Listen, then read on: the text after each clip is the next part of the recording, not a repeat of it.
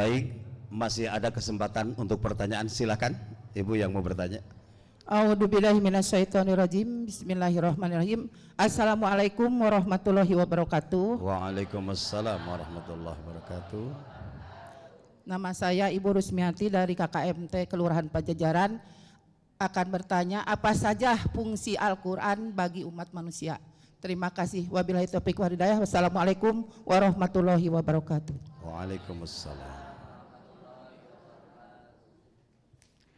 Assalamualaikum warahmatullahi wabarakatuh. Waalaikumsalam. Nama saya Isri Snawati dari Majelis Taklim Harmoni Jalan Budi. Mau menanyakan tentang bagaimana kiat-kiat kita agar selalu istiqomah dalam mengkaji Al-Quran. Itu aja mungkin Ustadz. Terima kasih. Assalamualaikum warahmatullahi wabarakatuh. Waalaikumsalam warahmatullahi wabarakatuh. Bismillahirrahmanirrahim. Assalamualaikum warahmatullahi wabarakatuh. Nama saya Ibu Kartika dari Majelis Ta'lim Al-Ihsan Singkur Mulia. Punten, maaf Pak Ustadz di luar tema. Ketika datang haid kita akan melaksanakan sholat. Nah, sementara belum sempat melaksanakan sholat tersebut. Apakah sholat tersebut wajib diqodho atau tidak?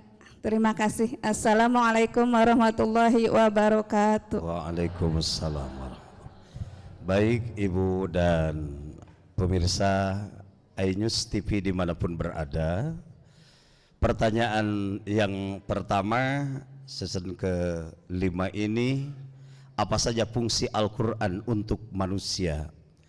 1. Hudal linnas, jelas petunjuk untuk manusia. Yang namanya petunjuk persis seperti kalau kita contohkan itu rambu-rambu lalu lintas. 1, kita harus siap melihat. Yang kedua, memahami. Dan yang ketiga, menyadari. Melihat, memahami, menyadari. Karena kalau kita tidak melihat, tiba-tiba ada peluit. Loh kok saya salah apa Pak? Ini kan perboden, saya nggak lihat. Udah, walaupun nggak lihat, kenapa nggak lihat? Bukankah Allah telah memberikan mata kita untuk melihat ayat-ayat Allah? Yang kedua, harus memahami. Boleh jadi kita melihat perboden, tapi kita nggak paham. Begitu dipeluit, loh Pak, apa salah saya? Ibu lihat itu nggak? Lihat. Apa maksudnya? Nggak tahu. Ini yang banyak di kita. Lihat tetapi tidak faham. Oleh karenanya, lihat, pahami Al-Quran. Yang ketiga, harus menyadari. Karena ada orang yang melihat, memahami, tetapi tidak menyadari. Peluit, Ibu lihat itu, lihat. Apa? Tidak boleh masuk. Kenapa Ibu masuk? Dikira enggak ketemu Bapak. Tetap aja kan? Oleh karenanya, hudan linnas. Yang kedua, wabayinati minal huda. Penjelasan daripada petunjuk itu. Jadi, fa'idha qara'nah fattabi qur'anah. Apabila kamu membaca Al-Quran, ikuti dengan ayat yang lain, supaya menjadi penjelasan dari ayat yang kita baca. Kemudian bagaimana kiat-kiat agar kita istiqomah di dalam Al-Quran? Jelas tadi sudah harus melihat, memahami, mempelajari. Apa saja yang harus kita pahami juga keutamaan. Biasanya kan kita mengidentik dengan upah ya. Kita mau baca Al-Quran, kalau upahnya tahu, otomatis itu juga silahkan pahami, ketahui keutamaan Al-Quran. 1 huruf Allah lipat gandakan 10 kebaikan, sehingga terus hari demi hari.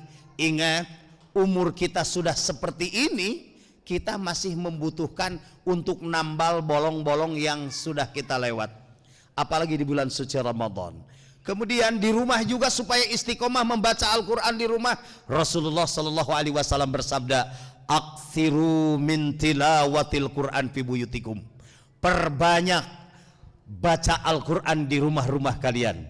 Fa innal baital ladzi la yuqra'u fihil Quran. Sesungguhnya rumah atau tempat yang tidak dibacakan Al-Quran, yaqillu khairuhu wa yaktsuru syarruhu wa yadhiqu ala ahli. Sedikit kebaikannya, banyak keburukannya, menjadi sempit bagi para penghuninya.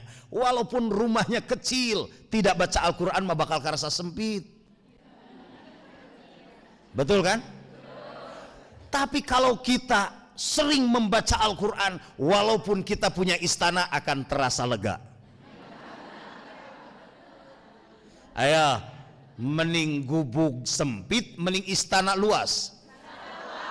Tapi ingat, walaupun kita punya istana luas, ujung-ujungnya akan masuk ke astana. Tipe 21, 2 panjang, 1 lebar. Siapapun pasti masuk ke situ. Sehingga kita istiqomah dimanapun. Nah, kesimpulan ibu dan jamaah rahimakumullah, kita sudah meyakini kebenaran Al-Quran. Mudah-mudahan Allah Subhanahu wa Ta'ala memberikan kesadaran jiwa agar kita siap untuk menerima ayat-ayat Al-Quran secara kafah, menyeluruh, tanpa dipilih dan dipilah, yang ringan dan yang mudah. Karena bagaimanapun masuk ke alam kubur, baru sampai di kuburan, keluarga kita pulang, pertanyaan malaikat, wama imamuka, apa pedomanmu? Demikianlah, mudah-mudahan Allah Subhanahu wa Ta'ala memberikan kesadaran jiwa kepada kita. Akhirnya kita bermunajat, tundukkan kepala, khusyukkan kalbu untuk berdoa. Mudah-mudahan Allah Subhanahu wa Ta'ala menurunkan berkah kepada kita. Allahumma salli wa sallim wa barik ala Sayyidina Muhammad wa ala alihi wa ashabihi. Amin ya Allah ya Rabbal Alamin. Allahumma arhamna bil Quran waj'alhu lana imaman wa nuran wa hudan wa rahmah. Allahumma dzakirna minhuma nasina wa 'allimna minhuma jahilna warzuqna tilawatahu ana al-laili wa asrafan nahar. Ya Allah ya Rabbana ya Karim, jadikanlah Al-Quran sebagai petunjuk dalam kehidupan kami.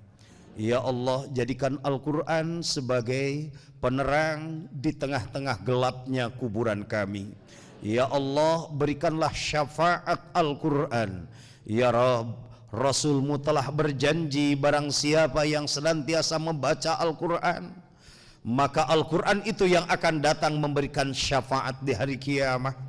Ya Allah, jadikanlah kami di usia ini, di sisa umur kami, agar kami senantiasa mahabbah dengan Al-Quran, senantiasa bibir kami basah dengan Al-Quran, senantiasa telinga kami penuh dengan mendengarkan Al-Quran. Ya Rabb, jadikanlah anak dan keturunan kami hamba-hamba yang Engkau pilih untuk memakaikan mahkota dengan Al-Quran. Rabbana amanna faktubna ma'asyahidin. Subhana rabbika rabbil izzati amma yasifun. Salamun alal mursalin walhamdulillahi rabbil alamin.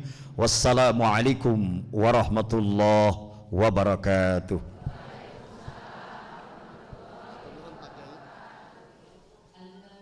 Alhamdulillah, kita bertemu kembali pada pekan depan, ahad depan masih dari Masjid Al-Ikhlas. Terima kasih, saya Dadan Hindaya. Wassalamualaikum warahmatullahi wabarakatuh.